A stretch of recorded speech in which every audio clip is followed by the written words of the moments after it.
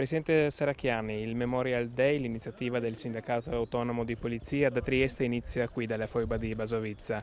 Perché ha deciso di aderire a questa iniziativa?